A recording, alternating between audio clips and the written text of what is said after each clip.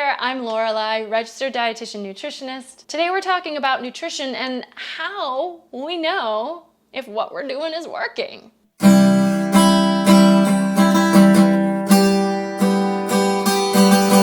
I've been thinking about this question a lot lately.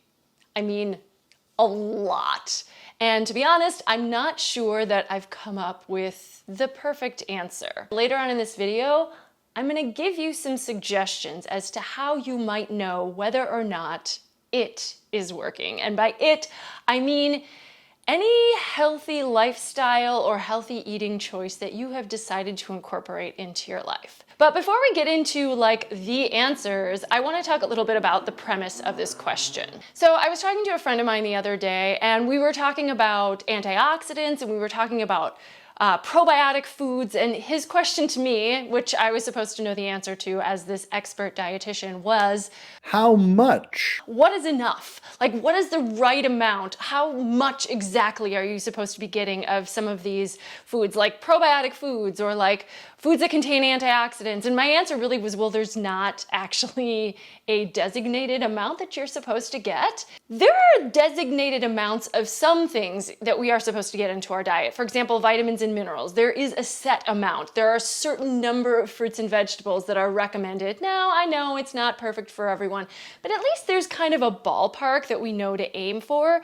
But with some categories of foods that we recommend people eat, there isn't like a specific amount.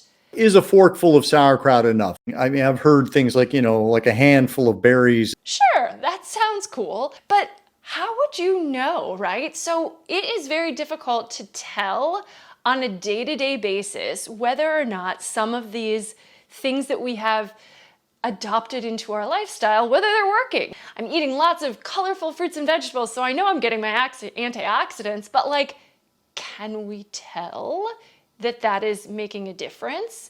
Some of these things have long-term effects, but there's no set amount that we're supposed to use, and our bodies aren't really gonna let us know if we've had enough or if we've had too much. How do we know if we're avoiding saturated fat and avoiding lots of refined sugars? How do we know that we're better off because of that? I sometimes like to imagine that maybe there's another version of me out there somewhere who never became a vegetarian, and we could compare and contrast oh, hey, is your life different? Is your weight the same? Is your digestion the same as mine? How do you feel? Do you feel better? Do you feel worse? Or some version of me that never really took up exercise, or some version of me that maybe did more than I did, who decided to go hardcore raw vegan, or who got super into CrossFit and just spent their life buffing out. How is that version of me better? How is that version of me maybe not as good? There is no other version of me. I can only listen to me. And I just think this question starts to come to us at some point, especially when we're adopting habits that might actually be a little challenging or a little inconvenient, or maybe they're not even that challenging or inconvenient, but we just have to put some effort in at first to try a new habit. How do we know it's working? By when should we know if it's working? There are actually some things for which we get feedback right away. Okay, so say you do change your diet a little bit. Maybe you eat a little less fast food, or you start incorporating more fruits or vegetables or something like that. Some people actually notice pretty quickly, you know what, I have more energy. I'm feeling less sluggish. I'm feeling better. That is awesome. That is amazing. But some of us don't have quite that experience. When you start exercising, oftentimes you actually start to notice your cardiovascular stamina improve, or if you start weightlifting, you'll start to notice that your muscles are actually growing, or that suddenly you can lift more weight than you used to be able to do. If we get more sleep, right, we often feel less tired, right? So if we start to change certain habits, sometimes there's a really obvious result. Which is why I think so many people are drawn to the idea of weight loss as a dietary goal, because it is actually a tangible external validation that you're doing something right. However, as I've talked about in other videos, weight loss isn't for everyone, and sometimes even if we do the right things, weight loss doesn't happen, so we can't always use that as an external goal So then what do we use? How do we know? How can we determine whether the things that we have decided are good for us, whether they're working, whether they're worth it, whether we need to do more than we're doing, or whether we really are just fine?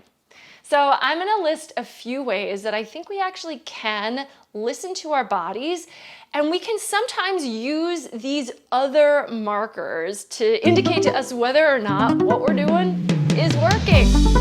So number one is you have enough energy to get through your day. Food does provide energy, so if you don't have enough energy, you might actually not be eating enough food, or you might not be eating the right types of food. That's a secondary thing, but we do actually need to get a baseline amount of food that's going to meet our energy needs to sustain us through the day. Food provides energy. We need to get enough of it. A balanced, nutritious diet tends to provide a steady supply. Your digestion is functioning properly. Believe it or not, poor digestion, specifically constipation, is a pretty common complaint that dietitians or probably doctors hear about a lot. The main things that we would recommend to people, like just from a nutritional standpoint, are increased water intake, increased fiber intake, and then exercise. These three things often can help to allow things to move that way. So if things are running smoothly, you're probably doing something right. You're able to heal if you get sick or injured. Your hair, skin, and nails appear healthy.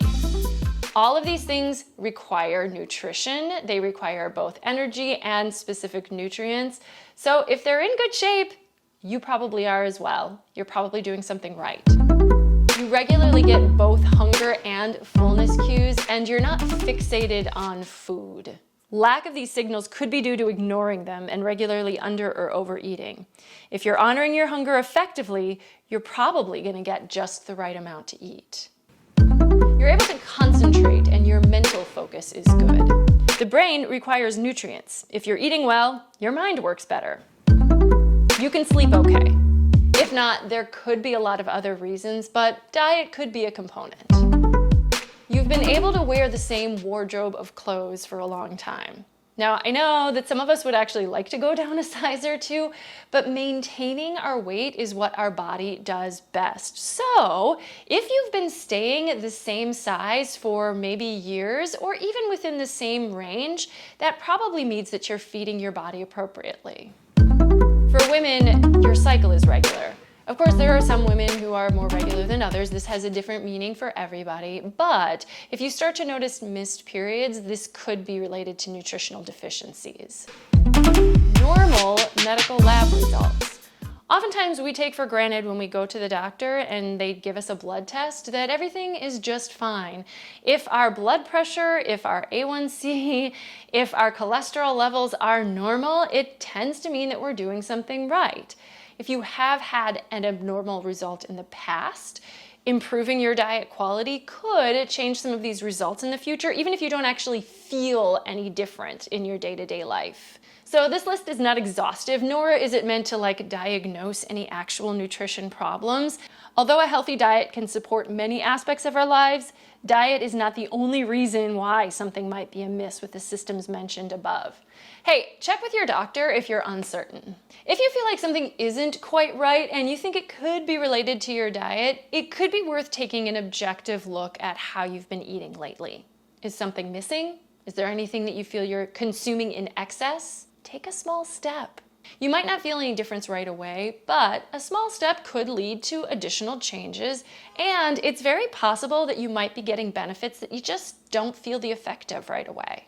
Cumulative long-term effects may be worth the effort it takes to build a new habit today. I know how frustrating it can be when we're not certain if what we're doing is working. We either start to believe, what's the point? Let's not even try. I give up. I'm going to stop and let go of the effort. Or we start to think, well, I'm not doing enough. I need to do more. I need to go harder into whatever this thing is until I get the result I'm looking for. I encourage you not to see things in such black and white terms. We do know that nutrition, moderation, balance, all of these things kind of go hand in hand. And a lot of the things that are very good for us don't have immediate flashy results. So, how do we know if what we're doing is working? Well, sometimes we trust guidelines and recommendations. Sometimes we listen to our body and let it tell us what to do. Sometimes we try things and see what happens. And sometimes we truly don't know, but we just make our best guess. Honestly, the only true test is time. We will never have another version of ourselves to compare to. So, maybe we can take the time to notice when things are working, and instead of just taking it for granted, assume that maybe something that we are doing is having a positive effect. And then we can use that to motivate us to keep up the good work. What do you think? I don't know if I gave you the perfect answer, but did we explore the topic fully? Let me know in the comments what your thoughts are, and if you have some ways that you know that what you're doing is working. Follow me on Instagram and subscribe to my channel here on YouTube as I continue to explore the mysteries of nutrition. You might also want to watch a little portion of the conversation I had with my friend about antioxidants. You can check that out by clicking the link. I don't know exactly where I'm putting it, so there you have it. Here's to happy, healthy eating.